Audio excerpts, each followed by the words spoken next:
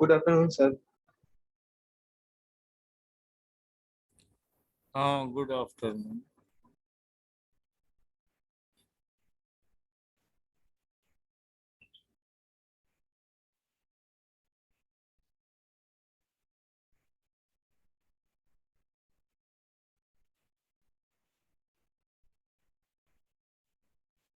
Sir हाँ, sir एक problem है सर, टाइम नहीं मिल रहा हम लोग खुद से पढ़ने के लिए। कुछ बताइएगा। किस चीज की वजह से टाइम नहीं मिल रहा है, पहले ये वॉच आउट करो। टेस्ट टेस्ट की वजह से? डेली हो जाता है सर। अच्छा,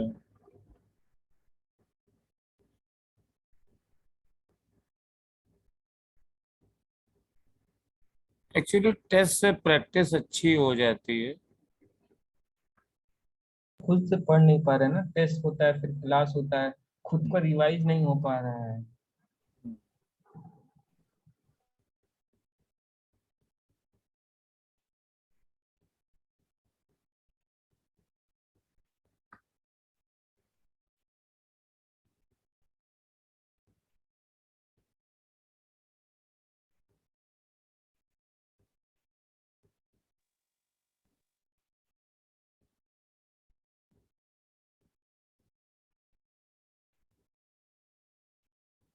सर आवाज नहीं आ रही है आपकी।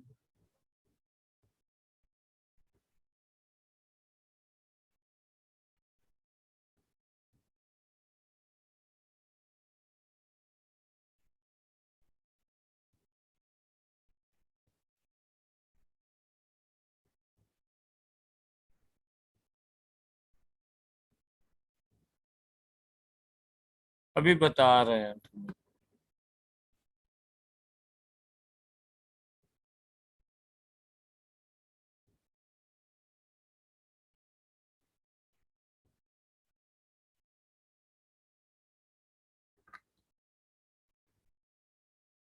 सर हम लोग की फिजिक्स की कब तक सिलेबस खत्म हो जाएगी?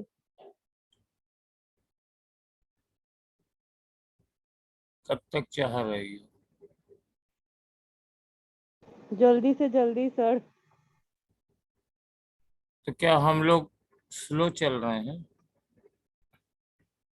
No sir.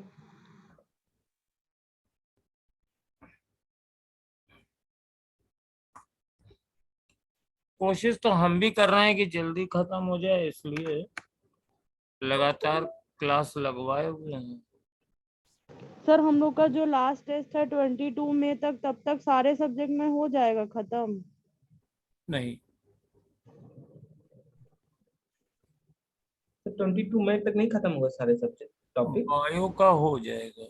बायो तो खत्म हो ही सर चुका है। बायो हो गया है सर। बायो हो जाएगा। और फिजिक्स में तुम्हारा जैसे ये करंट इलेक्ट्रिसिटी चल रहा है, यस सर। तो ये मान के चलो कि मेरा जो और पोर्शन है क्या मैग्नेट। क्या है आपका? मॉडर्न आप सर पढ़ाएंगे ना सर? नहीं, ऑप्टिक्स और नहीं मॉडर्न नहीं। मिश्रा सर पढ़ाएंगे। मॉडर्न। Yes sir. हाँ, ऑप्टिक्स और मॉडर्न। तो यस सर। सर और आप फर्स्ट बुक पूरा? हाँ, फर्स्ट बुक। तो जो मैग्नेटिज्म तक है, तो मैग्नेटिज्म थोड़ा सा कम टाइम लेती है इन कंपैरिजन टू इलेक्ट्रोस्टैटिक्स। में तो बहुत है, ईएमबी वगैरह में ज्यादातर क्वेश्चन ही है सब। और फिर वो मैग्नेटिज्म एंड अर्थ मैटर भी वैसे ही घटिया हाँ, चैप्टर वही है हर बार। मैग्नेटिज्म का मतलब जब मैं बोलता हूँ तो इसका मतलब होता है सारे चैप्टर। ईएमआई वगैरह। बायोसेवर्टला, क्यूवीबी, मैटर, ईएम वेव, ईएमआई और एसी। सर 22 मई तक आप अपना खत्म कर देंगे? 22 मई तक तो खत्म हो जाएगा, तुम्हारे बैच में खत्म हो पाएगा। पूरे न्यू हाँ लाइट में। सर। सर पूरे न्यू लाइट का नहीं पूछ रहे सर, हम सिर्फ अपने हम लोग वाला पूछ रहे हैं। क्योंकि हाँ, हम लोग के टेस्ट का टॉपिक तो 22 में ही है लास्ट, नहीं, जो 22 टॉपिक मई है। तक तो बड़े आराम से खत्म हो जाएगा।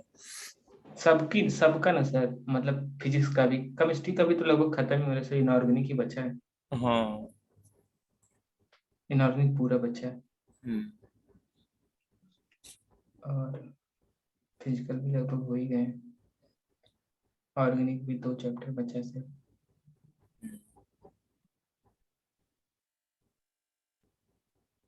बट सर टाइम नहीं मिल पाता। पढ़ने का थोड़ा टाइम का मैनेज ऐसे करो ना जी जी कि जो तैयारी है वो नीट के हिसाब से करो। सर समझे नहीं।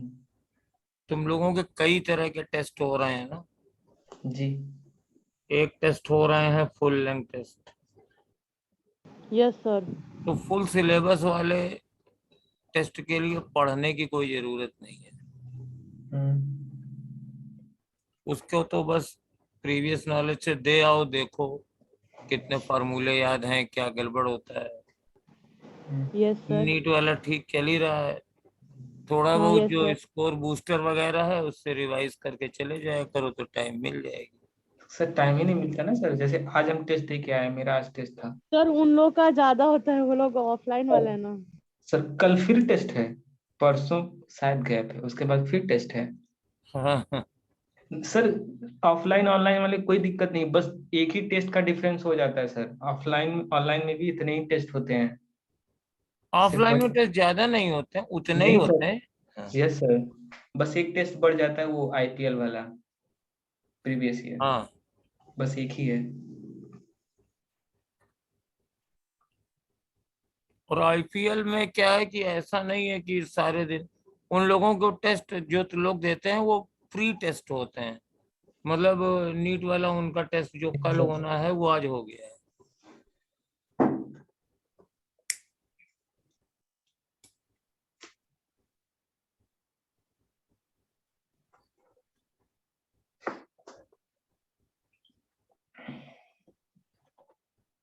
सर रिवाइज करने का टाइम नहीं मिल रहा है, सारा दिन तो इसी में चला जाता है, रात में आदमी थक जाता है। बेटा बस 2-3 महीने की बात है, कर लो सर मेहनत। अब नहीं क्या सर, है? उतने आदमी मेहनत करना सर दो। चाहता है लेकिन टाइम ही नहीं मिलता ना सर।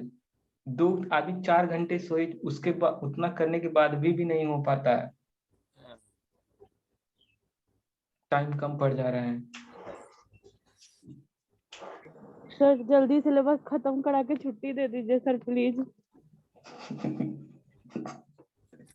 इसमें तुम्हारी आधी बात मानी जाएगी। छुट्टी लास्ट तक नहीं मिलेगी सर। मतलब सिलेबस तो जल्दी खत्म करा देंगे लेकिन कोशिश कर ही रहे हैं सब लोग। और मतलब लिटरली स्पीकिंग सभी लोग कोशिश कर रहे हैं। और इसीलिए इधर क्लासेस भी तुम लोगों की रोज लग जाती हैं।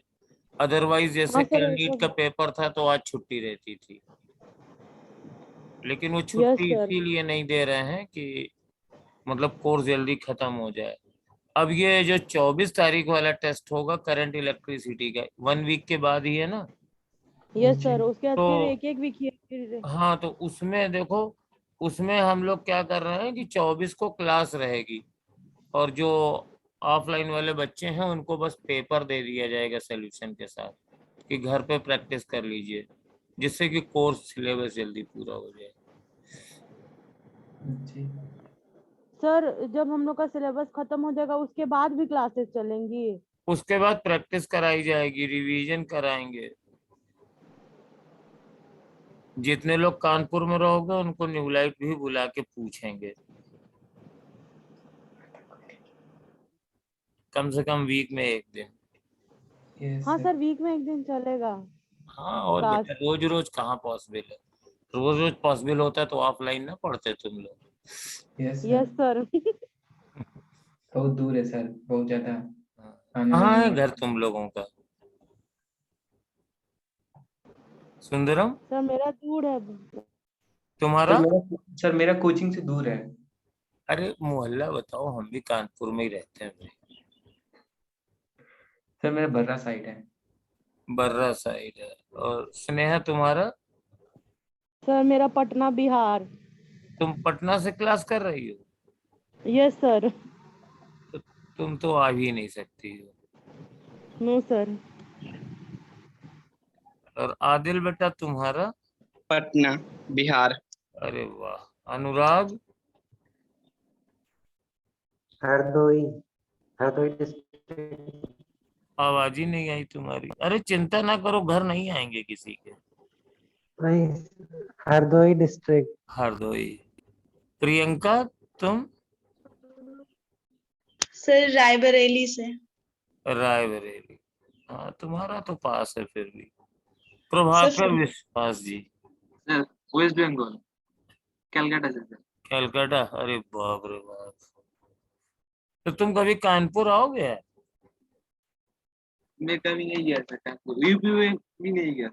अच्छा, सिलेक्शन हो जाए तो आना, समझे? अच्छा और ठीक कलकत्ता से हमारे लिए मिष्टी दो ही लेते आना, हम यहाँ पेमेंट कर देंगे। पेमेंट नहीं करना होता दे देता। क्या होता है? इनके यहाँ की बहुत फेमस होती है, और वो खजूर वाली लेना है ना, अच्छा चीनी ठीक वाली। है। हाँ। चिंता ना करो, तुम लोग आए तो तुम लोगों को भी खिलाएंगे। रजित राज तुम्हारा बेटा? प्रयागराज। अच्छा, तुम प्रयागराज। इलाहाबादी हो? हाँ। हाँ, कहाँ पे रहते हो इलाहाबाद में? संगम के किनारे। अच्छा, संगम के पास रहते हो, मतलब रामबाग स्टेशन लगता है तुम्हारा। दारागंज। हाँ, दारागंज। हमारा भी नेटिव प्लेस इलाहाबाद है ना, बेनीगंज। अच्छा, बेनीगंज। और फ्यूचर डॉक्टर रूही वर्मा। रूही, घर कहाँ है तुम्हारा?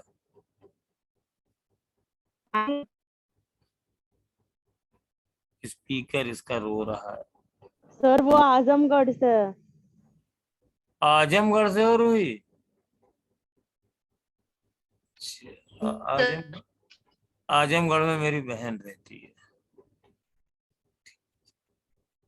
प्रत्यूष भी आ गए। प्रत्यूष वर्मा, तुम कहाँ हो? तुम भी बता दो।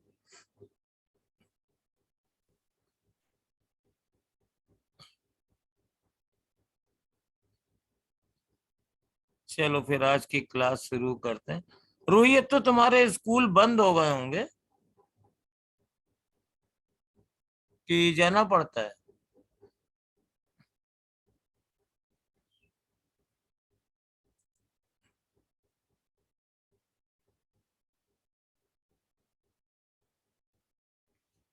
तो बेटा, कल हम लोग सेल पर आ गए थे। मेरी आवाज तो आ रही है ना सबको? जी सर। तो कल हम लोग आ गए थे सेल पर, और सेल के बारे में हमने बताया था कि सेल एक ऐसी डिवाइस है जो दो पॉइंट्स के बीच में एक कांस्टेंट पोटेंशियल डिफरेंस प्रोड्यूस करती है। सेल। सर आप कुछ पूछ रहे थे, डिस्कनेक्ट हो गए थे हम। हम रोही पूछ रहे थे कि तुम रहती कहाँ हो? सर आजमगढ़। आजमगढ़ में हमारी बहन रहती है, यही बता रहे थे। अच्छा। तो कहाँ है आजमगढ़ में तुम्हारा घर? सर डिस्ट्रिक्ट हॉस्पिटल है। डिस्ट्रिक्ट हॉस्पिटल है। हम ये कह रहे थे कि अब तो स्कूल बंद हो गए होंगे ना, तुम लोग जो जॉब करते थे अब तो फ्री हो गए होगे। नहीं सर, मेरा चल रहा है अभी। अच्छा। अच्छा, देखो, ठीक, चलो अब टॉपिक पे आ जाए। सेल प्रोड्यूसेस एक कांस्टेंट पोटेंशियल डिफरेंस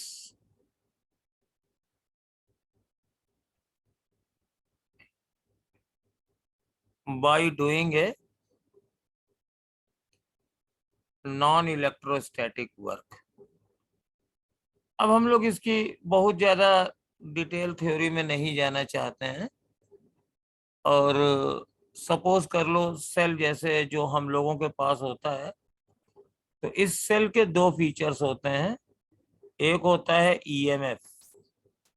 तो ईएमएफ होता है E बराबर W/Q। अगर सर्किट में Q चार्ज फ्लो कराने में सेल को W वर्क करना पड़े तो उसका ईएमएफ W/Q होता है। इसकी यूनिट वोल्ट होती है। और ये ईएमएफ कई चीजों पे डिपेंड करता है। तो जैसे अगर हम गैल्वेनिक सेल ले रहे हैं तो गैल्वेनिक सेल में ये डिपेंड्स करता है कि इलेक्ट्रोलाइट कौन सा है, उसकी कंसंट्रेशन क्या है, मेटल्स कौन कौन से हैं। ये तुम शॉर्ट में समझ लो कि जो केमिस्ट्री में तुम लोग नर्स्ट इक्वेशन यूज करते हो, तो जो जो पैरामीटर्स उसमें आते हैं उन पे ईएमएफ डिपेंड करता है। और दूसरा होता है इंटरनल रेजिस्टेंस। इंटरनल रेजिस्टेंस हर सेल का होता है, और इंटरनल रेजिस्टेंस आर होता है। और ये तुम लोगों ने एक पढ़ा होगा चैप्टर, यही इसी इलेक्ट्रोकेमिस्ट्री में, कंडक्टेंस। तो कंडक्टेंस जिस चीज पे डिपेंड करती है उन्हीं उन्हीं सब पे इंटरनल रेजिस्टेंस भी डिपेंड करता है, क्योंकि कंडक्टेंस का उल्टा स्पेसिफिक रेजिस्टेंस होता है, और रेजिस्टेंस होता है रो एल बाई ए। तो इंटरनल रेजिस्टेंस दोनों इलेक्ट्रोडों के बीच की डिस्टेंस और उनके डिप्ड एरिया पे भी डिपेंड करता है। तो जब हम किसी पॉइंट्स के बीच में एक सेल लगा देते हैं, तो इसका ईएमएफ है और ये इसका इंटरनल रेजिस्टेंस है, और इसको एक डब्बे में बंद कर देते हैं। शुरुआत में तो बड़ा फॉलो होता है, अब डब्बे बनने बंद हो गए हैं, बस ये ऐसे लिखा रहता है। तो ये इंटरनल रेजिस्टेंस एक्चुअली दोनों इलेक्ट्रोड्स के बीच में होता है, लेकिन बनाया बगल में जाता है, और ऐसे जोड़ दिया ये पॉइंट ए और बी है। तो इनके बीच में जो ईएमएफ डेवलप होगा, जो पोटेंशियल डिफरेंस होगा VA minus VB is equal to EMF of the cell.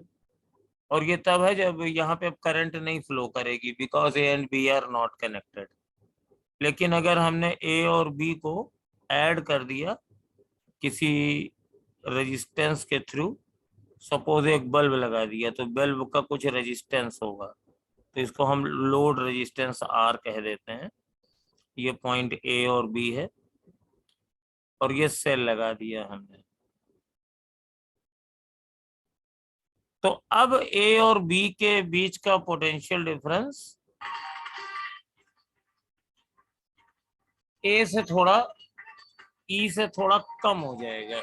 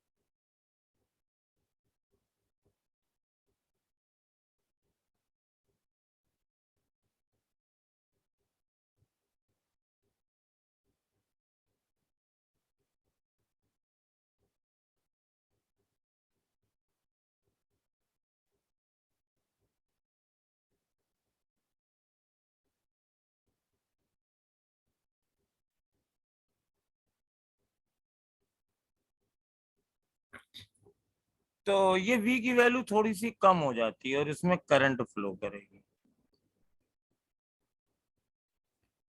तो देखिए इसका हम फिजिकल डायग्राम बनाते हैं। तो जैसे मान लो ये सेल है और ये इसके दो इलेक्ट्रोड्स हैं। तो बेसिकली इन्हीं दोनों के बीच का पोटेंशियल डिफरेंस ओपन सर्किट में, open circuit means when electrodes are not connected. अंदर तो इलेक्ट्रोलाइट वगैरह के थ्रू कनेक्टेड है ही है, लेकिन बाहर से कोई कनेक्शन नहीं है, and no current is giving the cell, then it is potential difference is E। और जब हम इसको ऐसे जोड़ देंगे किसी बल्ब से, जिसको कि हम लोग लोड रेजिस्टेंस आर कहते हैं, इन दोनों के बीच जो इंटरनल रेजिस्टेंस है वो आर है, तब ये सेल के टर्मिनल के अक्रॉस वोल्टेज, इसको टर्मिनल वोल्टेज कहते हैं, टर्मिनल वोल्टेज, और इसको V से डिनोट करेंगे। तो जो टर्मिनल वोल्टेज होगा उन्हीं दोनों पॉइंट से ये आर भी जुड़ा हुआ है, तो voltage across load resistance R, load, ये दोनों बराबर ही होंगे, ये पॉइंट सेम है, ये पॉइंट सेम है, और इस समय करंट आई फ्लो कर रही है, और इसको सर्किट डायग्राम में ऐसे बनाते हैं, ये E है, ये R है, और ये लोड रेजिस्टेंस R है, बीच में एक स्विच बनाना जरूरी होता है। अब यहाँ पे सपोज ये करंट जा रही है, आई फ्लो कर रही है, तो पॉजिटिव टर्मिनल से करंट निकलेगी और निगेटिव से अंदर जाएगी, और सेल के अंदर करंट की direction negative to positive terminal चलती है। तो सेल के बाहर, आउटसाइड द सेल, तो ये चल रही है positive terminal to negative terminal, और इनसाइड द सेल ये उल्टी चलती है, नेगेटिव टू पॉजिटिव। अब इसमें हम जूल्स लॉ लगाते हैं। अब करंट फ्लो कर रही है, मतलब चार्ज फ्लो कर रहा है, तो let I current flows for time t. तो चार्ज कितना फ्लो हुआ, Q, और Q बराबर I इंटू टी। अब इसमें देखो, तुम लोग जानते हो कि जूल्स लॉ से दोनों रेजिस्टेंसेस में हमारे पास हीट लॉस होगा, और तो हीट लॉस तो एक्सटर्नल लोड रेजिस्टेंस में हो जाएगा I square R into T, और इंटरनल रेजिस्टेंस में हो जाएगा I square small r into T, फॉर्मूले कल बताए थे।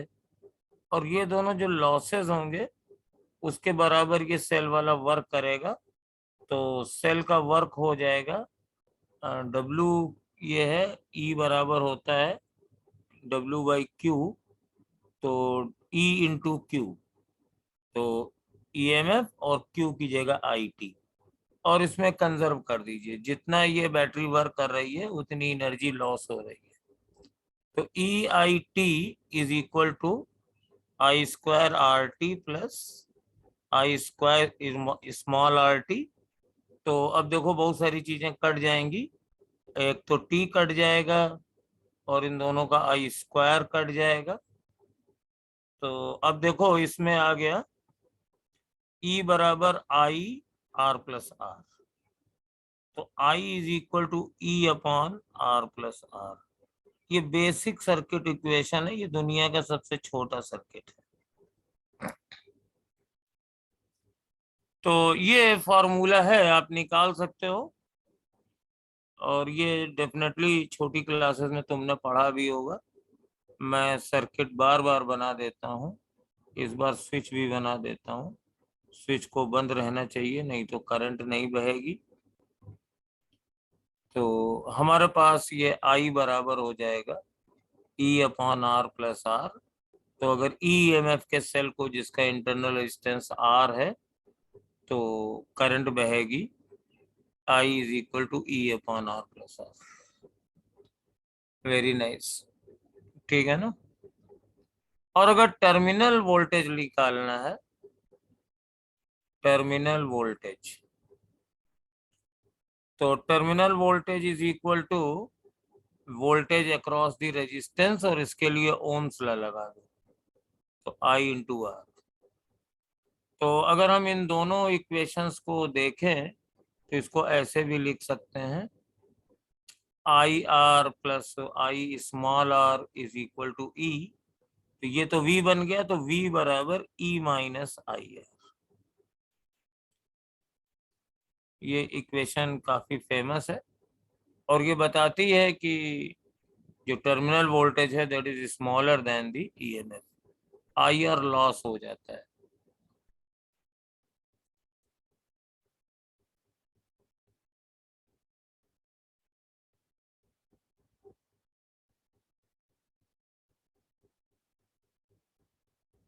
एंड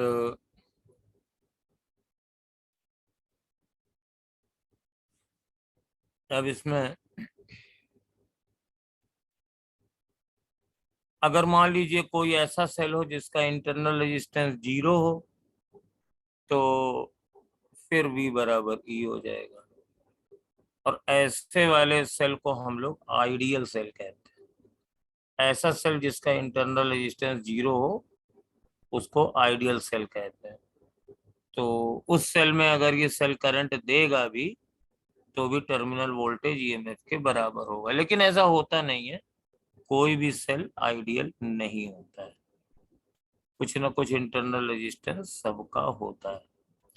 अगर सेल करंट नहीं दे रहा है, I बराबर 0 है, तो भी V बराबर E होगा। तो कैसा भी सेल हो, open circuit voltage, open circuit का मतलब है बैटरी के टर्मिनल कनेक्टेड नहीं है, I बराबर 0 है, और तब टर्मिनल वोल्टेज ईएमएफ के बराबर होता है। यहां से एक फॉर्मूला हम डिराइव कर सकते हैं। अगर मैं इस इक्वेशन को और इस इक्वेशन को डिवाइड कर दूं तो V is equal to E minus I R, तो V अपॉन V,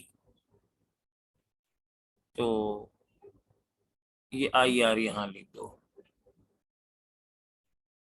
यहाँ आई आर लिख दो। तो अब देखो यहाँ क्या बनेगा कि V upon V is 1 equal to E upon, यहाँ V ही लिखा रहने दो, और माइनस R अपॉन R। तो यहां से आप इंटरनल रेजिस्टेंस लिख सकते हो R times E by V minus 1। और ये इक्वेशन कई जगह आपको याद होगा पोटेंशियोमीटर वगैरह में, जहां किसी सेल का इंटरनल रेजिस्टेंस निकालना होता था उसमें काम आती थी।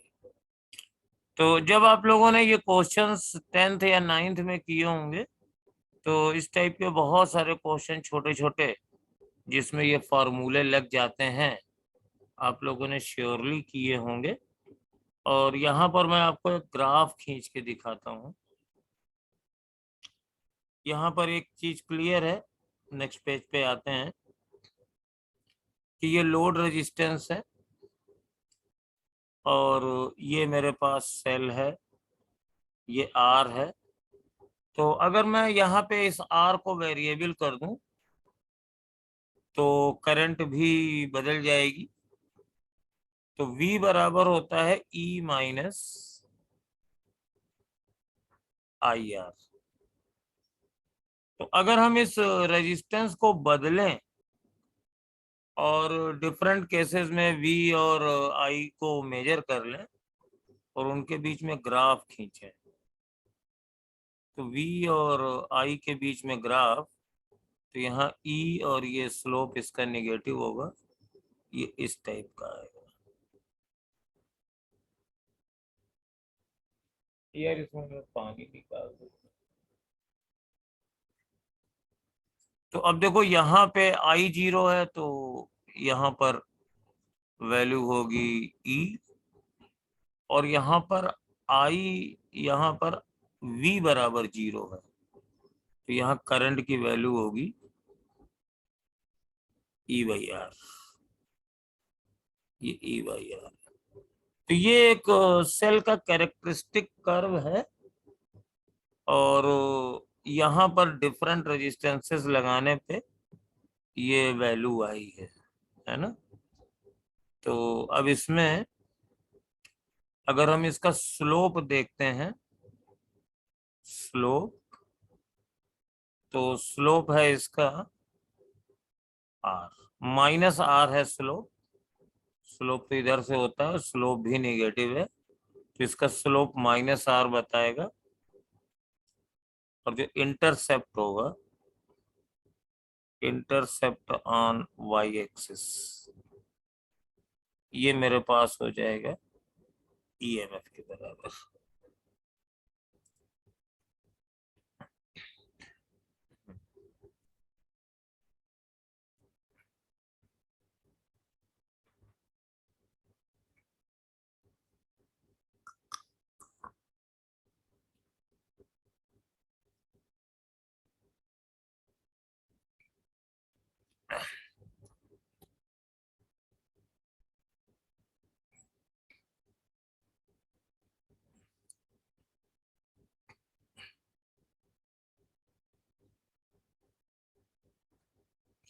अब ये जो V और I की वैल्यू है, अब यहाँ पे ध्यान से देखना, ये पर्टिकुलर, मान लीजिए ये वाली सिचुएशन है, ये वाली सिचुएशन है, तो हमारे पास I बराबर क्या होता है, E upon R plus R होता है।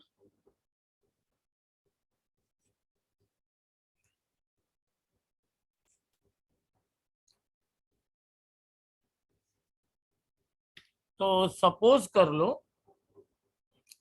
कि यही वाला ग्राफ या इसी V और I के बीच के फॉर्मूले को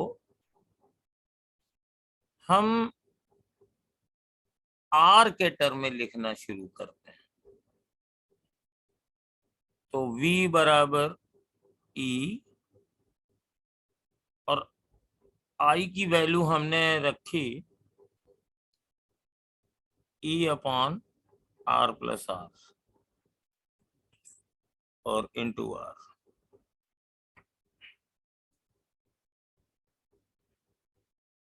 तो यहां से R तो कांस्टेंट है, और ये जो V की वैल्यू है अकॉर्डिंग टू दिस बदलेगी। तो यहाँ पर ये फॉर्मूला है, लेकिन इसका हम लोग यूज नहीं करेंगे।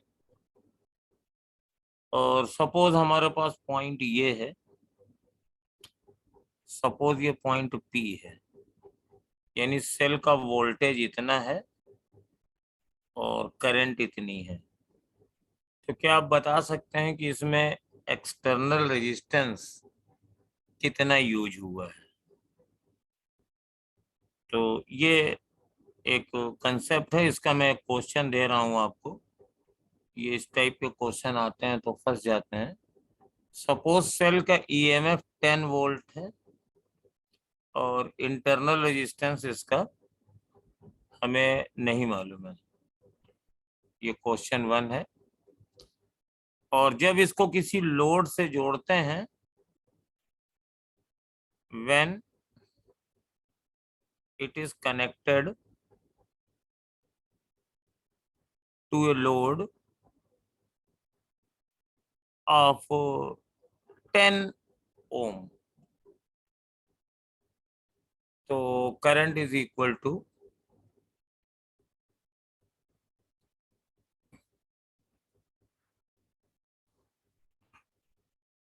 0.4 ampere.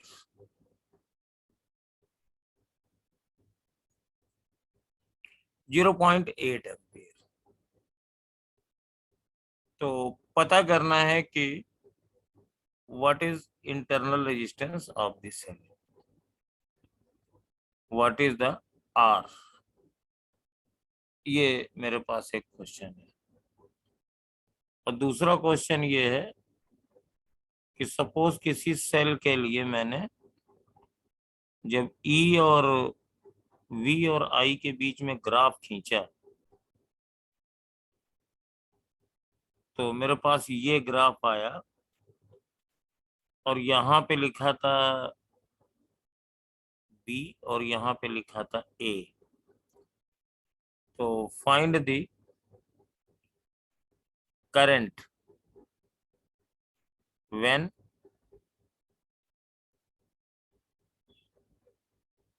R is equal to M times internal resistance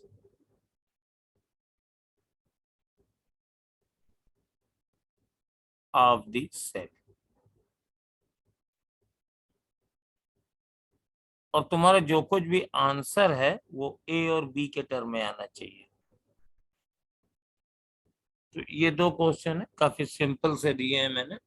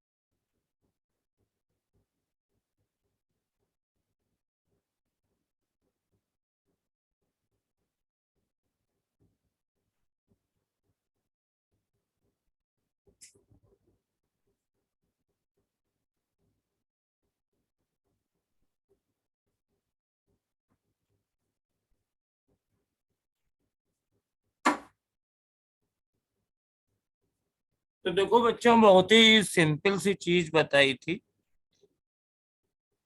ये पहला वाला आपका आंसर आ गया होगा। 2.5 ओम आ रहा है, ई दिया है, 0.8 दिया हुआ है, और लोड रेजिस्टेंस भी दिया है, आर पूछा है। तो इससे तो अच्छा कुछ है ही नहीं है। अपना I 0.8 is equal to 10/10 plus R कर दीजिए, तो 80 प्लस 0.8 आर,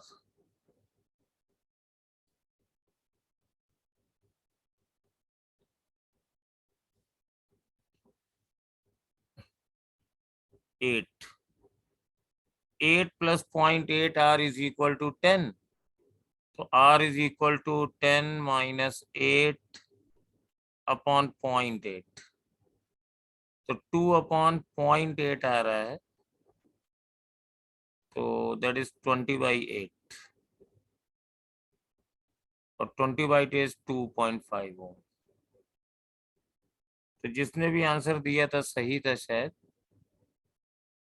और प्रत्युष वर्मा ने सेकंड भी दे दिया, बहुत अच्छे बेटा। हमें मालूम है कि ईएमएफ हो गया बी और इंटरनल रेजिस्टेंस हो गया हमारे पास, इसके स्लोप का निगेटिव, तो B/A। स्लोप इसका -B/A है, तो इंटरनल रेजिस्टेंस ये हो गया। अब करंट निकालनी है, तो I बराबर बी अपॉन आर, आर तो यही है B upon A, plus external resistance है M times B upon A, तो दैट इज बी और B upon A M plus 1, तो बी से बी कट गया तो आई बराबर ए अपॉन एम प्लस 1 आ रहा है इसका आंसर। तो शायद ये आंसर नहीं आ रहा है, वी तो नहीं आएगा ना प्रत्युष बेटा और रूही, क्योंकि आंसर मैंने कहा था ए और बी में बताइए, तो वी कहाँ से लाओगी, तो इसका आंसर आ रहा है ए अपॉन एम प्लस 1। यहाँ स्लोप वाली प्रॉपर्टी से ई बराबर बी और इंटरनल रेजिस्टेंस निकाल लिया, फिर करंट का फॉर्मूला लगा दिया। अब देखो एक क्वेश्चन और दे रहे हैं, समझ बूझ के करना, ये समझ में आया कि नहीं आया?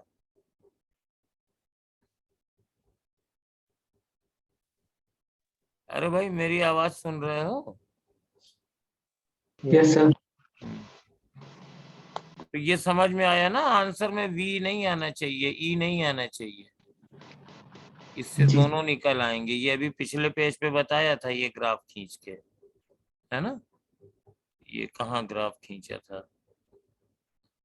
हाँ ये स्लोप माइनस आर होता है, ये ई होता है, तो ठीक है। अब देखो एक मेरे पास सेल है और सेल का ईएमएफ ये 10 वोल्ट है और इसका internal resistance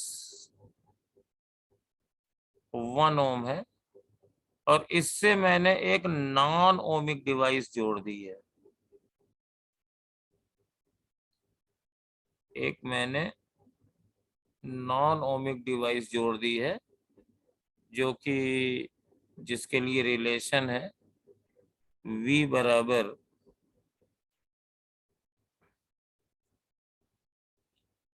to I plus 4।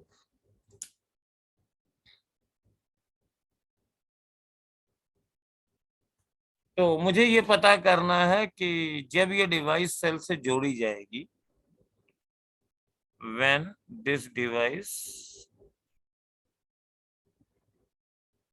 is connected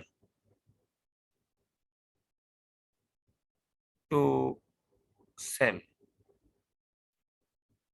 then what will be current and voltage?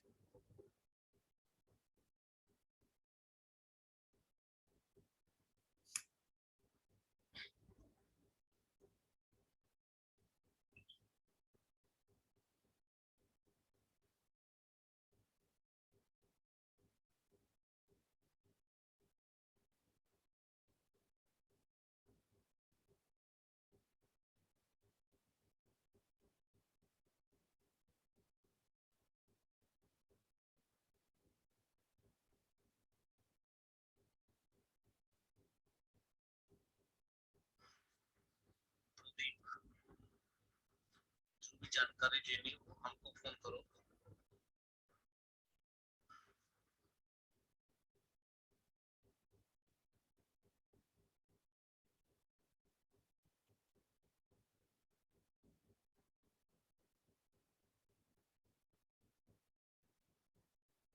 अब देखो यहाँ पर क्या है कि हमारे पास जो फॉर्मूला होता है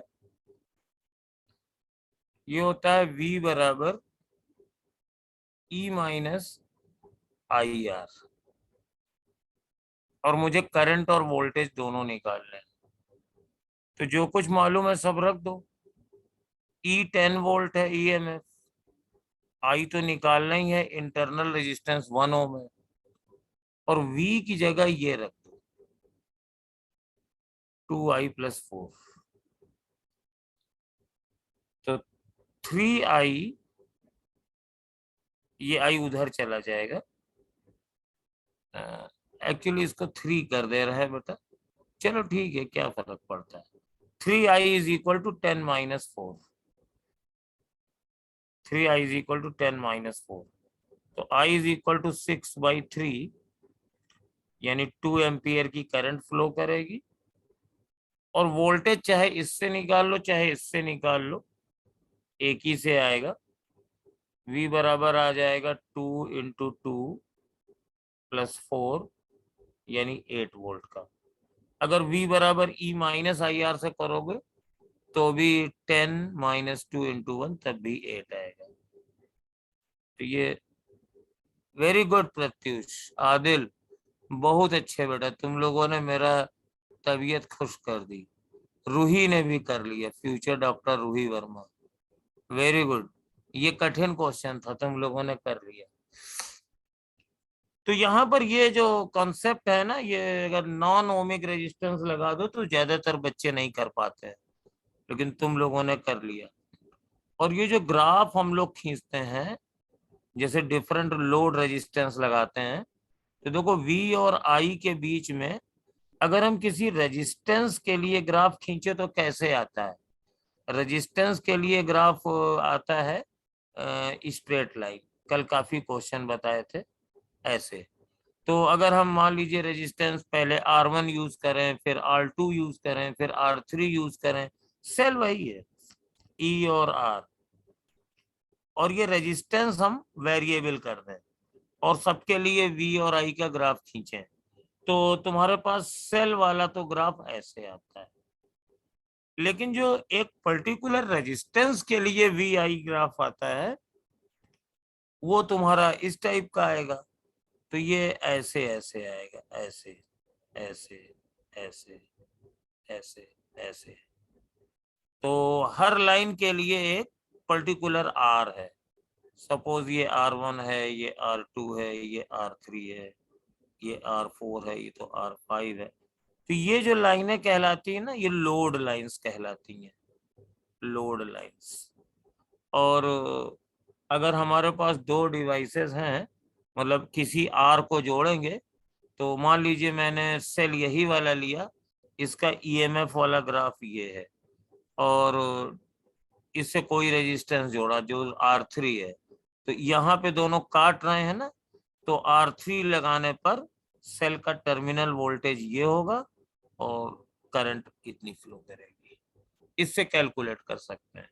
इस क्वेश्चन का ग्राफिकल सॉल्यूशन भी था, ग्राफिकल सॉल्यूशन भी यही था कि दोनों का ग्राफ खींच दिया जाए तो ये आ जाएगा। खैर एनीवे, ये समझ में आ गया। अब तुम लोग ये जानते ही हो कि एक बहुत अच्छी चीज पूछी जाती है।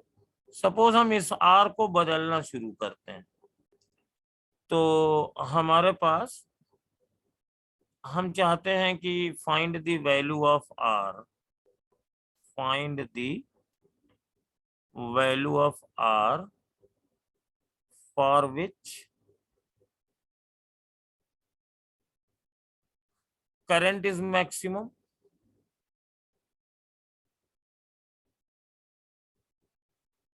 current is maximum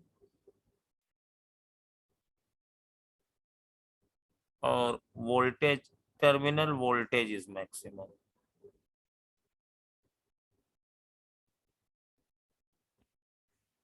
तो देखो, जो करंट, मैक्सिमम करंट का फॉर्मूला क्या होता है, I = E/R+R। तो ये तो चेंज होना नहीं है, ये चेंज होना नहीं है, सेल वही हम यूज करेंगे। तो जब R की वैल्यू इनफाइनाइट हो जाएगी तो करंट की वैल्यू 0 हो जाएगी, और इस सिचुएशन को कहते हैं ओपन सर्किट कंडीशन। मतलब उस केस में ये एंड्स ओपन होता है, करंट नहीं फ्लो कर रही है। तो अगर कहीं भी ये ओपन है तो we can assume R = infinity. जो ज्वाइन कर दो, R = इन्फिनिटी कर दो, ठीक है। और इस समय ये करंट 0 है, लेकिन हमें तो मैक्सिमम चाहिए, तो R की वैल्यू 0 ले लेते हैं। आर की वैल्यू जनरली निगेटिव नहीं होती है। तो फॉर मैक्सिमम करंट के लिए हमारे पास आर बराबर 0। तो मैक्सिमम करंट कितनी होगी, E बाई आर होगी, और ये आर बराबर 0 हो जाएगा। तो आर बराबर 0 की कंडीशन को शॉर्ट सर्किट कंडीशन कहते हैं। तो इसमें इन दोनों पॉइंट्स को ओपन नहीं रखते हैं, बल्कि इनको किसी कंडक्टिंग वायर से जोड़ देते हैं, शॉर्ट कर दिया दोनों को, मतलब दोनों को मिला दिया। और ये maximum current E by R है और ये मिनिमम करंट 0 है। और टर्मिनल वोल्टेज, तो टर्मिनल वोल्टेज तो ये है V माइनस आई आर। तो मिनिमम जब करंट होगी तो टर्मिनल वोल्टेज मैक्सिमम होगा, तो V बराबर E होगा। तो ये जाहिर है जब करंट 0 होगी तब मिलेगा। तो ये ओपन सर्किट की कंडीशन है जब R बराबर इंफिनिटी होगा। तो R बराबर इंफिनिटी होगा तो टर्मिनल वोल्टेज मैक्सिमम और करंट मिनिमम होगी। और ये टर्मिनल वोल्टेज की मिनिमम वैल्यू हम 0 मान लेते हैं। और यहाँ पे एक्चुअली सेल करंट दे रहा है, एक ही डिवाइस है, फिर कई सेल आ जाते हैं तो उल्टा भी हो सकता है। तो टर्मिनल वोल्टेज मिनिमम होने के लिए ये हमारे पास करंट की वैल्यू ये कितनी होगी, I बराबर E माइनस आई आर। तो I बराबर E अपॉन आर हो जाएगा। और ये शॉर्ट सर्किट करंट है। तो जब आप इसको शॉर्ट कर दोगे तो टर्मिनल वोल्टेज 0 हो जाएगा। अब इसमें तुम लोगों ने पिछली क्लासेस में डेफिनेटली पढ़ा होगा पावर। तो ये R है। सर बैक कर दे, हमको समझ नहीं आया। हाँ बोलो। सर कब 0 होगा, कब मैक्सिमम, मिनिमम कब कैसे होगा, मैक्सिमम ये वाला सर। ओहो ठीक, चलो। अच्छा मैं ये सोच रहा था कि ये सब मालूम होगा तुम लोगों को, तो थोड़ा जल्दी कर दें।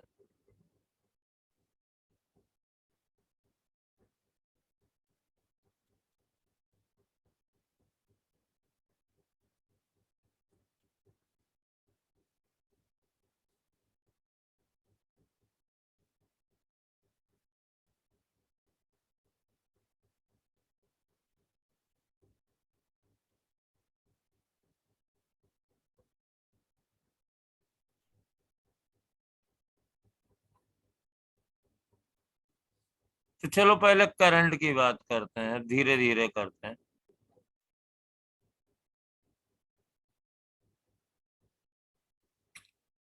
तो करंट बराबर होता है सर्किट में E upon R plus R. तो current will be maximum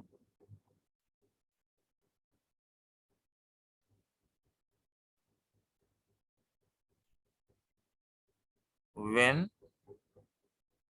denominator should be minimum. तो सेल का तो जो रेजिस्टेंस R है वो तो रहेगा ही, लोड रेजिस्टेंस 0 रहेगा।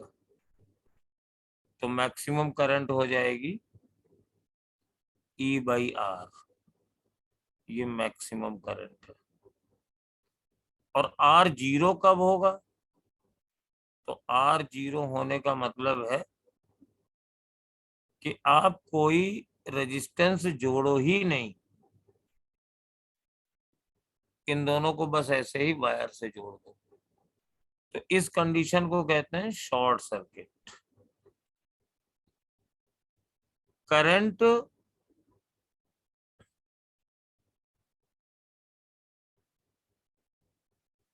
Will be minimum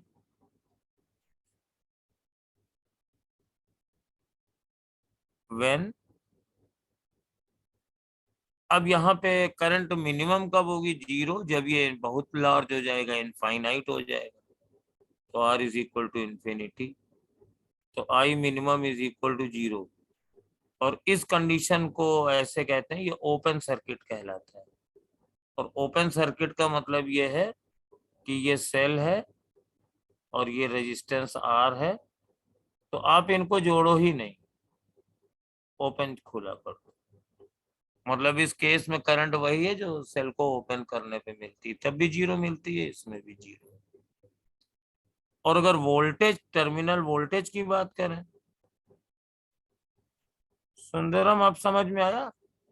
ji ji sir, ji sir, हाँ, हम हाँ। सीधा ये सब फार्मूले के थ्रू पढ़े हुए हैं, इतना बेसिक नहीं पढ़े हुए ना, और पूरा सीधा ये सब कभी नहीं पढ़े। तो क्या ये सीधे सिर्फ फॉर्मूला रटा देते थे तुम लोगों को लोग? ये सर, हम लोग को सिर्फ फार्मूले रटे हुए हैं, और जो सर्किट होता है वो याद है बस, और उसी से क्वेश्चन करवाते थे। और ये सब बेसिक हम लोग पहली बार हम पढ़ रहे हैं नहीं खुद तो को। भैया वैसे बुरा मत मानना, कहाँ पढ़े हो? सर रत्ती गुलिया सर से पढ़े थे। यार तब नाम तो इन लोगों का बहुत है, ये सब भी नहीं बताया। फिर बताए क्या है?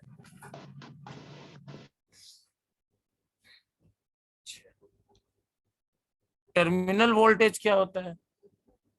V बराबर E माइनस आई आर होता है। तो देखो ई का तो तुम लोग कुछ कर नहीं सकते हो, आर का भी कुछ नहीं कर सकते हो। तो जब आई मिनिमम होगी तो V मैक्सिमम होगा। तो मैक्सिमम V कब होगा? जब आई मिनिमम होगा, और मिनिमम करंट 0 होती है। तो ये आई बराबर 0 का केस है, और आई बराबर 0 का केस है मतलब ओपन सर्किट है। और V मिनिमम कब होगा? जब आई मैक्सिमम होगा। और मैक्सिमम आई क्या होती है? ई बाई आर होती है। तो E minus E by R into R, तो ये 0 आ गया। तो टर्मिनल वोल्टेज मिनिमम होगा 0, और ये शॉर्ट सर्किट हो जाएगा।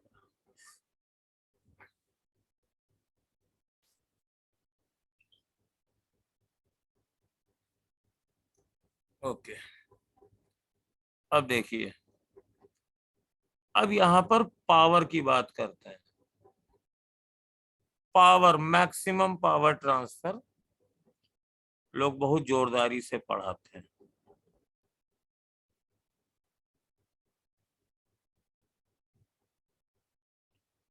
तो power consumption in load resistance होता है आई स्क्वायर आर। तो मान लीजिए कि हमारे पास यहां से ये करंट जा रही है, तो करंट आई कितनी होगी? आई बराबर E upon R plus R. तो पी बराबर E upon R plus R का whole square into capital R. तो E square R upon R plus R का होल स्क्वायर। तो क्या आप लोग बता सकते हो कि आर की किस वैल्यू के लिए पावर मैक्सिमम होगी? और पावर हम दोनों कंडीशन में निकाल सकते हैं। दो कंडीशन है ना, एक जब टर्मिनल वोल्टेज मैक्सिमम होता है ओपन सर्किट में, तो टर्मिनल और करंट इसमें मिनिमम होती है।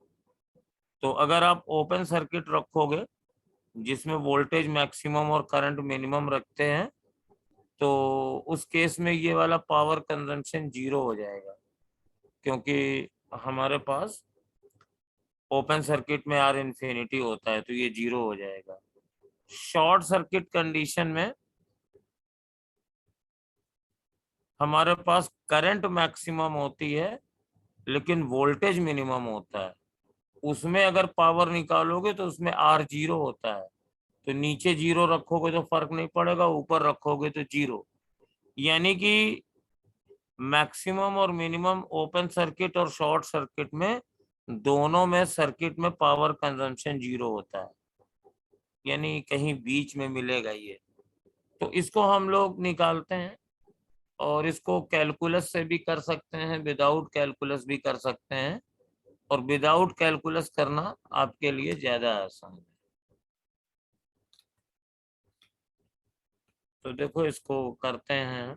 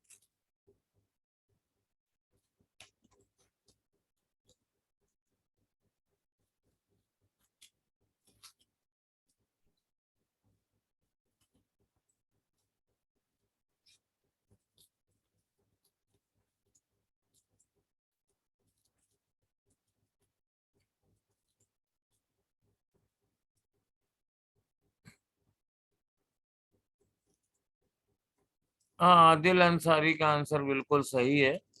ये कैसे आएगा बेटा, बताओ जरा।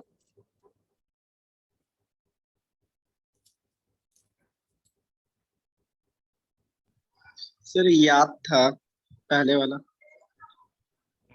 याद था? Yes sir. तुम लोगों को ये फॉर्मूला याद है? a प्लस बी का होल स्क्वायर बराबर a माइनस बी का whole square plus 4ab। 4ab। Yes sir याद है। तो इसको लिख दो E square R upon R minus R का होल स्क्वायर प्लस 4r। ठीक है ना? तो अब ये जो डिनोमिनेटर है ये एक होल स्क्वायर और प्लस 4r के बराबर है, तो ये 0 तो नहीं हो सकता है। r minus whole square plus 4r की वैल्यू मिनिमम होगी जब r बराबर r हो जाएगा, क्योंकि इसकी होल स्क्वायर की मिनिमम वैल्यू 0 हो सकती है। तो जब आप लोड रेजिस्टेंस इंटरनल रेजिस्टेंस के बराबर लेंगे तब इसमें मैक्सिमम पावर होगी। तो power in load will be maximum when R is equal to R। चलो अब थोड़ा सा यही कंडीशन याद कर लो और बाकी चीजें हम निकलवा देते हैं। ये तुम लोग इतना मालूम हो गया तो बाकी खुद भी कर सकते हो। मान लो ये रेजिस्टेंस है और ये ईएमएफ है, ये इंटरनल रेजिस्टेंस है।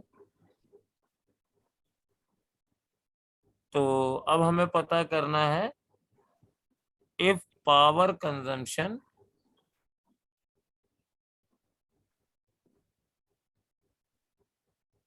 in load is maximum, then find it, also find current and terminal voltage। current and terminal voltage ये। तो हमें याद बस इतना रखना है कि R बराबर R होगा।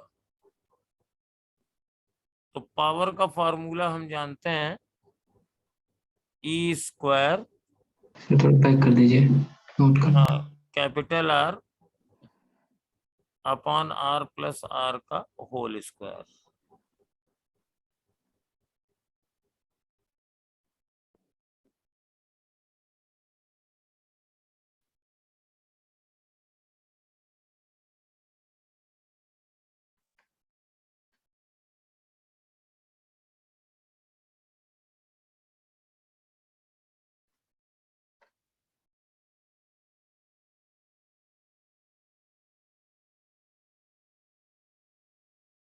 सर हो गया।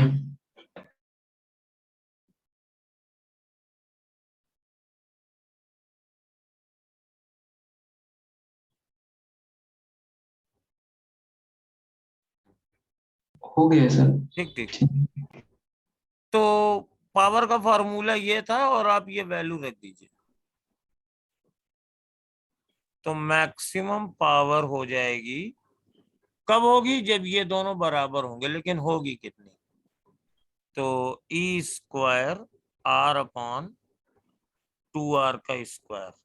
मैंने कैपिटल R की जगह स्मॉल r लिख दिया, तो ये ई स्क्वायर अपॉन 4r हो गई। और उस केस में करंट कितनी होगी? करंट ई अपॉन r प्लस r। सब जगह r की जगह स्मॉल r रख देंगे। तो E/2R। वोल्टेज कितना हो जाएगा? तो वोल्टेज हो जाएगा तुम्हारे पास I इंटू एक्सटर्नल रेजिस्टेंस। तो I की वैल्यू आ गई है E/2R, और R की वैल्यू R है, तो ये E/2 हो गया। यानी पावर मैक्सिमम कब है? पावर मैक्सिमम तब है जब वोल्टेज मैक्सिमम वोल्टेज का आधा है। मैक्सिमम वोल्टेज E होता था, याद करो, ओपन सर्किट में, और करंट मैक्सिमम करंट की आधी है। याद करो, शॉर्ट सर्किट में मैक्सिमम करंट E/R होती थी। तो इसी थ्योरम को, कि अगर लोड रेजिस्टेंस की वैल्यू सेल के इंटरनल रेजिस्टेंस के बराबर हो, तो इसी थ्योरम को हम लोग कहते हैं मैक्सिमम पावर ट्रांसफर थ्योरम। तो maximum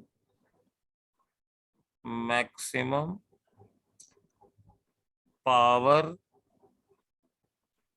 transfer theorem.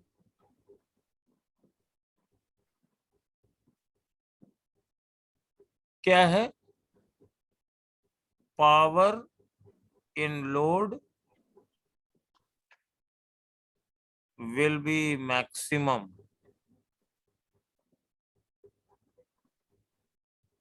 when load resistance equal to internal resistance।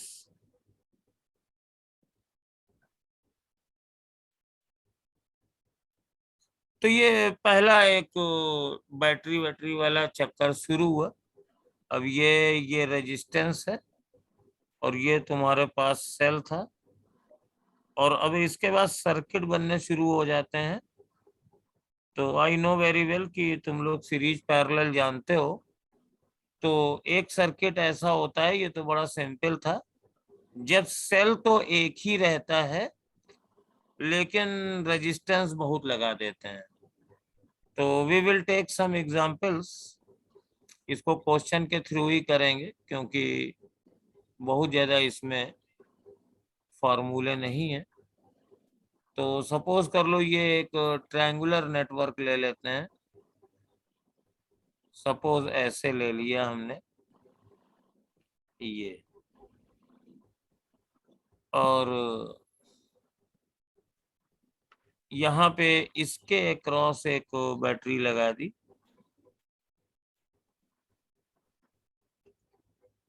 10 volt की।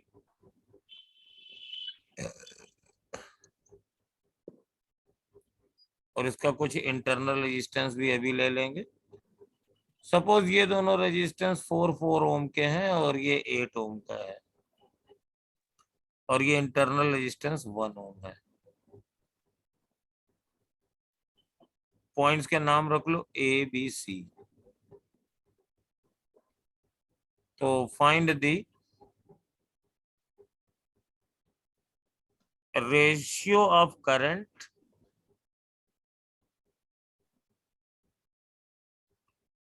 in AB and AC।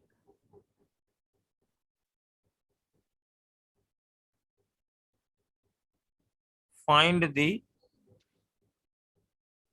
current in 8 ohm resistance।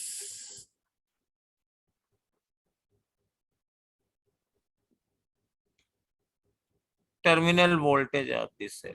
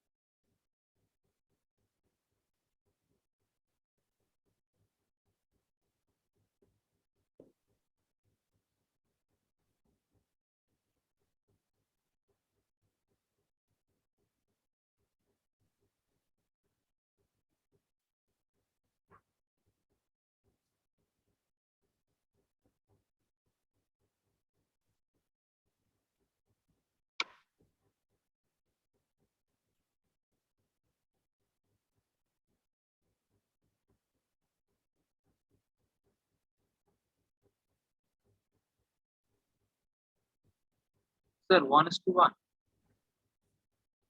नहीं बेटा, हाँ 1:1, 1:1।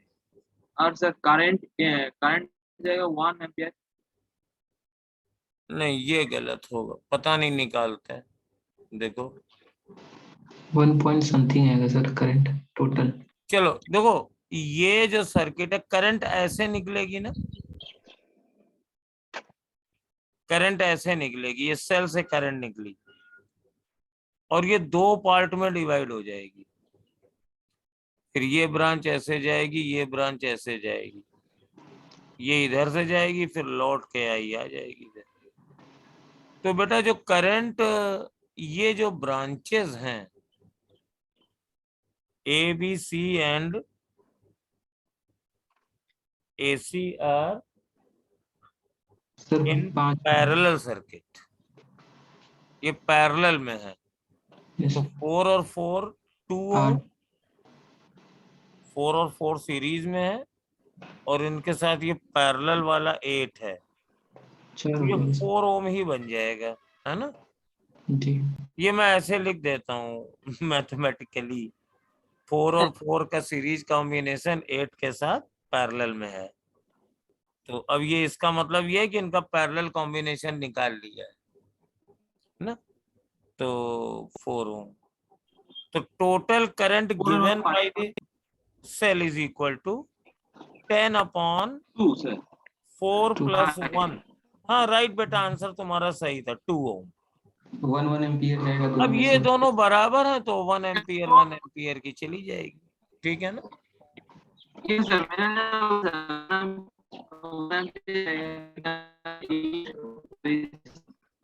अपना चैट पे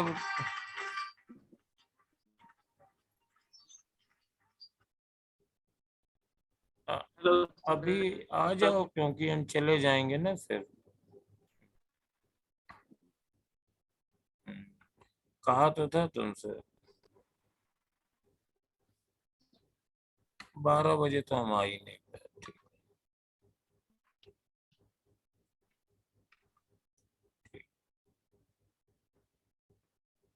बेटा जो तुम लोग कह रहे थे, जो अभी कोई कह रहा था बच्चा, तो स्पीकर की आवाज नहीं आई सही, तो तुम चैट बॉक्स में लिख दो क्या कह रहे थे। हाँ बेटा आप ही लिख दो, तुम्हारी स्पीकर सही नहीं आ रहा है यहाँ पे। तो ये यहाँ से जाएगी तो अब ये 2 पार्ट में बटेगी, तो current through A B and current through A C, ये दोनों बराबर ही हो जाएंगी 1:1। दोनों 1 एम्पियर की भी सर होंगी। मैंने बोला. Hello sir. हेलो 2.1 नहीं होगा, 1:1 होगा। सर 1:1 नहीं होगा। ए बी और ए सी, तो ये करंट और ये करंट दोनों बराबर होंगी, ये वाली 2 एम्पियर की होगी। ये 2 एम्पियर की करंट यहाँ आके 2 इक्वल पार्ट्स में डिवाइड हो जाएंगी, क्योंकि दोनों के रेजिस्टेंसेस बराबर है। सर.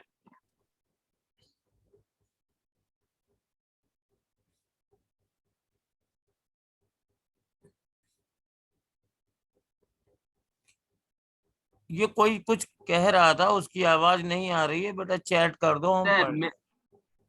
तुम चैट कर दो। सर मैंने बोला था 1.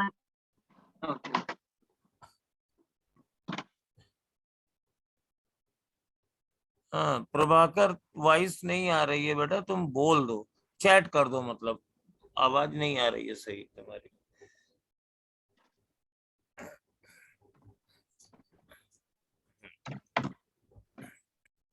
चलो बोलना, तब से फिर हम लोग और क्वेश्चन करते हैं।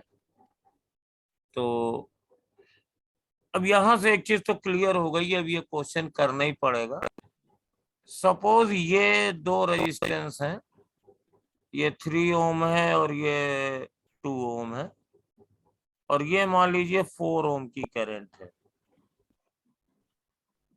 ऐसे।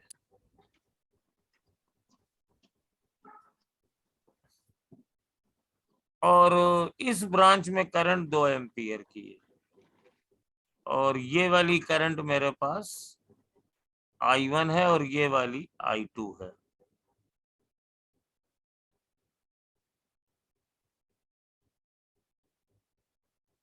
तो फाइंड I1 एंड I2।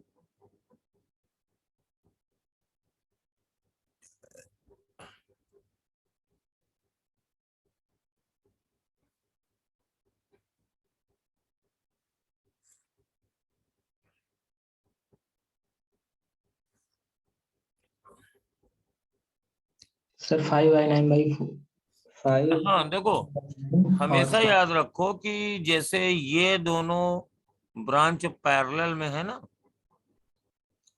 अब छोटे बच्चों को करंट डिवाइडर सर्किट पढ़ाया जाता है या फिर इलेक्ट्रिक इंजीनियरिंग में, तो यहाँ पे वोल्टेज कांस्टेंट रहता है।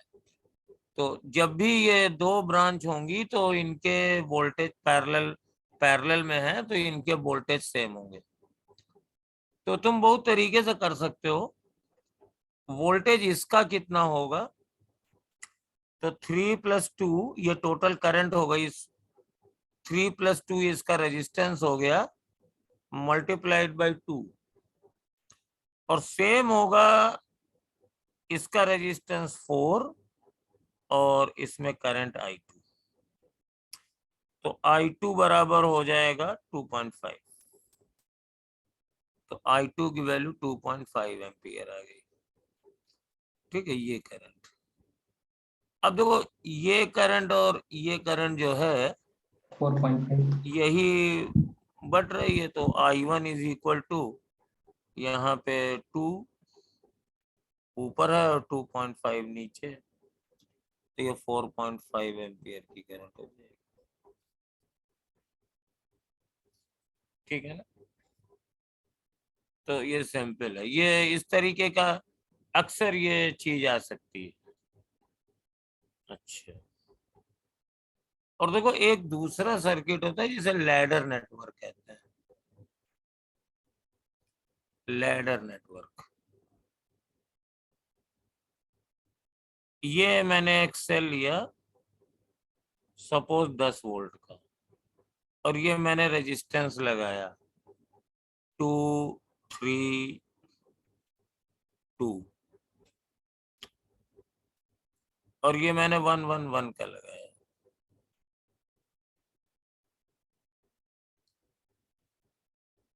और मुझे इन दोनों ब्रांच में करंट निकालनी है। सपोज ये I1 है, ये I2 है।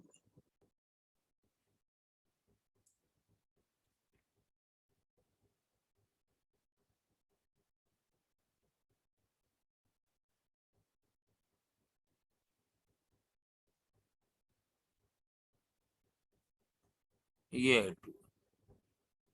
Find I1 and I2।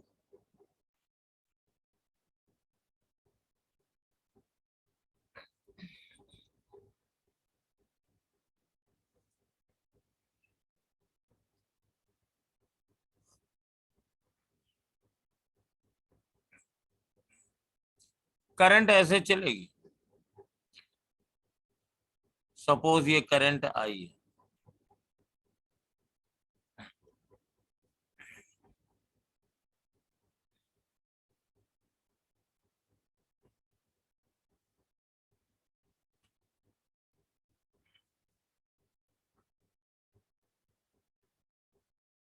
Sir दोनों में करंट सेम जाएगा, I1 I2 बराबर होंगे और करंट हाँ वो तो देखने पे पता चल ही रहा है बराबर होंगे, लेकिन कितने कितने होंगे ये पता चल।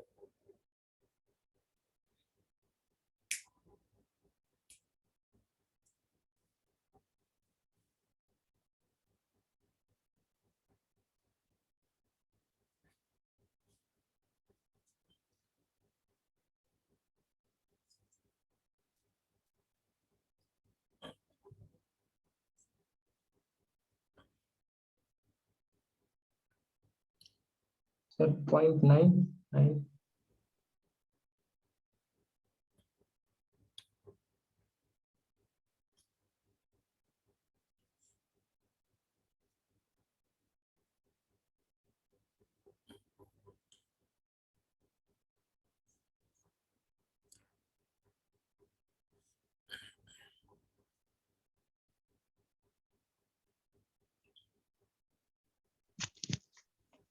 सर I1 10 एम्पियर होगा और I2 10/3।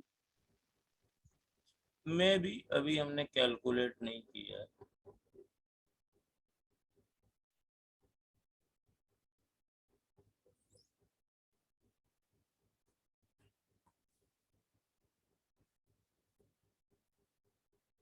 देखिए, इसको सिंप्लीफाइड लैडर नेटवर्क को इधर से किया जाता है। देखो ये जो मेरे पास ये 3 रेजिस्टेंसेस हैं 1 1 1, इसमें सेम करंट होगी भाई। बैटरी करंट इधर से देगा और ये ब्रेक हुई और ये तीनों सेम है, तो ये तीनों सीरीज में है।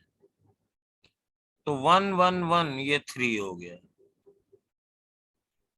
और ये पॉइंट है, सपोज हम नाम रख ले, ये ए बी है और ये पॉइंट सी डी है।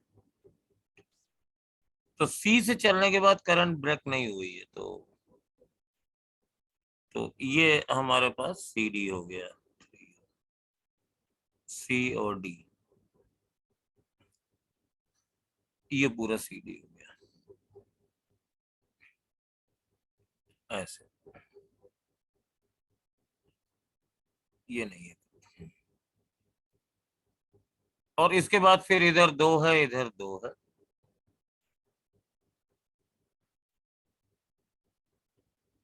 और ये 10 होंगे। तो बिल्कुल ठीक बात है, I1 और I2 बराबर होंगे क्योंकि ये दोनों पैरेलल में हैं, तो इनका जो करंट्स होंगी वो बराबर होंगी। तो अगर रेशियो पूछता तो हम ऐसे ही लिख देते कि I1 और I2 बराबर होंगी, 1:1 होंगी। लेकिन हमें तो पूछ रहा है, तो ये 3 और 3 पैरेलल कॉम्बिनेशन है, तो ये 1.5 हो गया। 10/11 आएगा सर। हाँ, तो इसका इक्विवेलेंट बन गया 10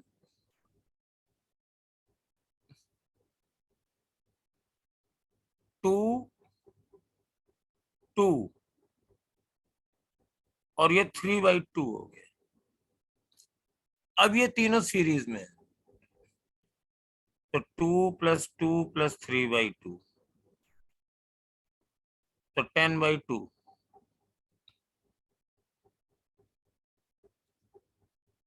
नहीं, कुछ मुझसे गड़बड़ हुआ। 4 4 8 3 11, 11/2, 11/2। तो करंट की value I is equal to 10/11/2। तो 20/11 ओम की करंट यहां से निकली, ये 20/11 है।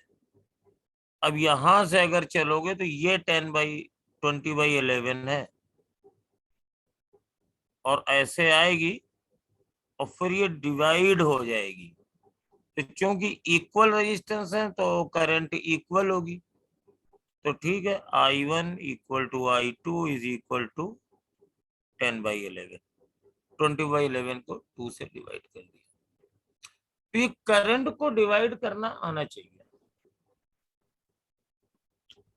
और मोर ओवर चूंकि ऑब्जेक्टिव चलते हैं तो किसी भी रेजिस्टेंस में पावर लॉस पूछ सकते हैं। तो मान लो इसमें पावर लॉस पूछा गया है, तो इसमें बहने वाली करंट I² जो I1 है इनटू इसका रेजिस्टेंस कर दो। इसके अक्रॉस वोल्टेज पूछा है, तो इससे बहने वाली करंट और इसके रेजिस्टेंस को मल्टीप्लाई कर दो, ओम्स लॉ लगा दो।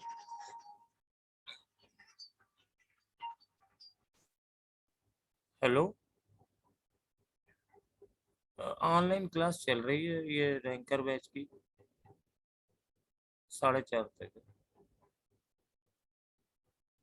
हाँ, तो 3 मिनट ज्यादा हो गए। एक बच्चे ने क्वेश्चन पूछ दी।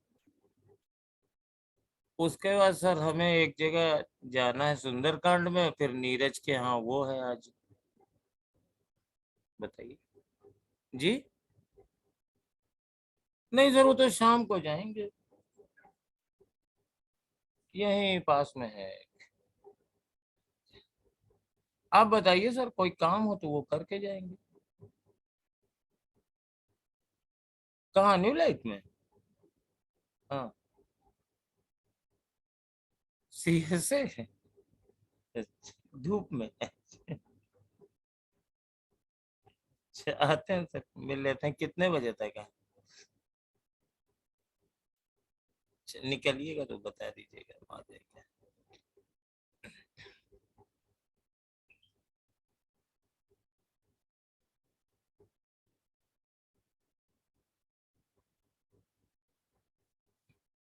ठीक है बेटा, समझ गए? Yes sir. हाँ, अब देखो, ये रेजिस्टेंस कॉम्प्लिकेटेड होते चले जाएंगे। तो मैं एक सर्किट और बना रहा हूं, देखो ऐसे। ये आज का लास्ट क्वेश्चन है।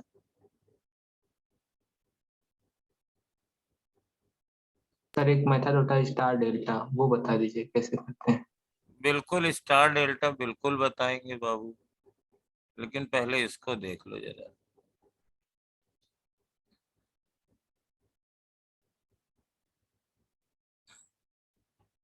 मान लो ये 3 ओम है, ये 3 ओम है, ये 2 ओम है, ये 2 ओम है, ये 1 ओम है, ये 1 ओम सर ओपन करके करने होगा, है ना। ओपन करके करना होगा। सपोज इसको हमें इक्विवेलेंट रेजिस्टेंस निकालना है। Equivalent resistance in A and B, between A and B।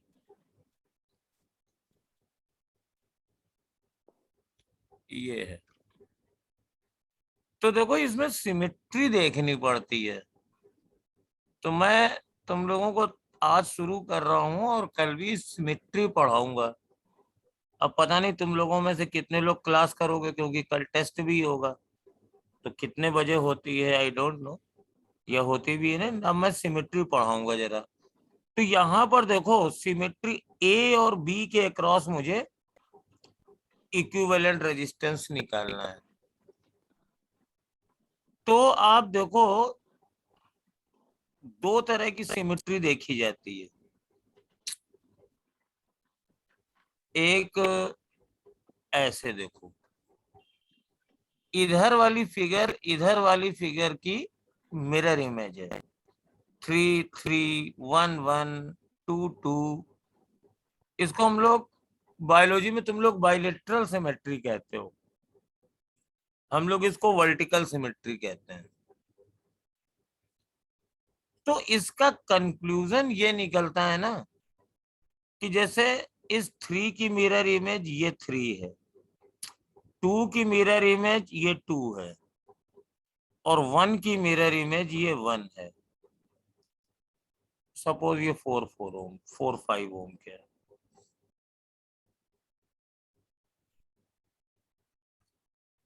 तो इन ब्रांचेस में करंट बराबर रहेगी, यानी जितनी करंट इसमें रहेगी उतनी ही इसमें भी रहेगी, जितनी इसमें रहेगी उतनी ही इसमें भी रहेगी, जितनी इसमें रहेगी उतनी ही इसमें भी रहेगी। ये सब आपस में बराबर हो कोई जरूरी नहीं है। जैसे ये I1 है तो ये I1 होगी, ये I2 है तो ये I2 होगी, ये I3 है तो ये I3 होगी। तो इसका मतलब हुआ है ना ये डिवाइड होगी, ना ये डिवाइड होगी, ना ये डिवाइड होगी, यानी ये दो ब्रांचेस बेकार हो जाएगी। तो ये सर्किट इक्विवेलेंट है 3 3 1 1 और 2 2। और अब ये बहुत ही सिंपल है। 3 3 6 4 और 2 इनका पैरेलल कॉम्बिनेशन है। तो 6 पैरेलल 2 पैरेलल 4। अब इसका पैरेलल कॉम्बिनेशन होगा कितना? 6 into 2 into 4 upon 6 into 2 12, 2 into 4 8 और 4 into 6 24। तो ये हो जाएगा 12 4 जा 48 और 12 20 और 2 44। तो 4 से कट जाएगा 12/11 ओम का इसका इंटरनल रेजिस्टेंस हो जाएगा। अगर ये तरीका ना समझ में आया तो सिंपल कर लो, 1/6 + 1/2 + 1/4 इज इक्वल टू 1/r। इसी को मैंने बताया था कैपेसिटेंस में, समझाया भी था। तो ये एक वर्टिकल सिमेट्री होती है और इसका एक बहुत ही फेमस सा क्वेश्चन तुम लोगों के यहाँ आता है, बड़ा फेमस है।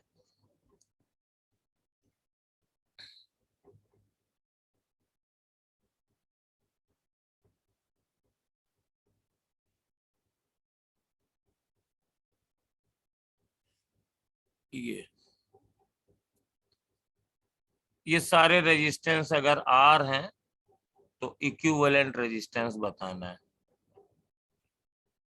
तो तुरंत ये A और B दिए हुए हैं, तो इनके बीच में ये देखो R R R R R R R R, तो मिरर इमेज बन गई ना। तो मतलब ये वाली करंट इसमें जाएगी, ये वाली करंट इसमें जाएगी, ये दोनों तो एक ही हैं, मतलब यहाँ पे करंट डिवाइड नहीं होगी। तो इस पॉइंट को हम लोग स्प्लिट कर देते हैं, तो इसको ऐसे हटा दिया, स्प्लिट कर दिया, तो ये ऐसे बन गया।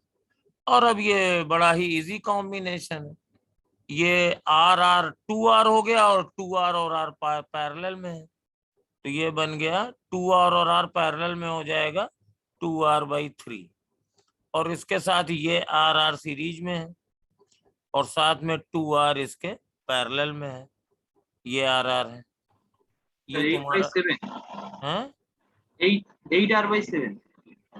हाँ। ये देखो ये 2R हो गया, इनका पैरेलल के साथ ये पैरेलल निकाल लिया, और ये R R तो सीरीज में है, तो 2R और प्लस 2R/3, 2R + 2R/3, तो ये 8R/3 हो गया और नीचे 2R हो गया। और इन दोनों में इनका पैरेलल निकाल लो, तो 3/8R + 1/2R, ये 1/R इक्विवेलेंट हो गया, तो R equivalent is equal to 8R/3 + 4, तो दैट विल बी 8R/7। ये इसका इक्विवेलेंट रेजिस्टेंस हो गया।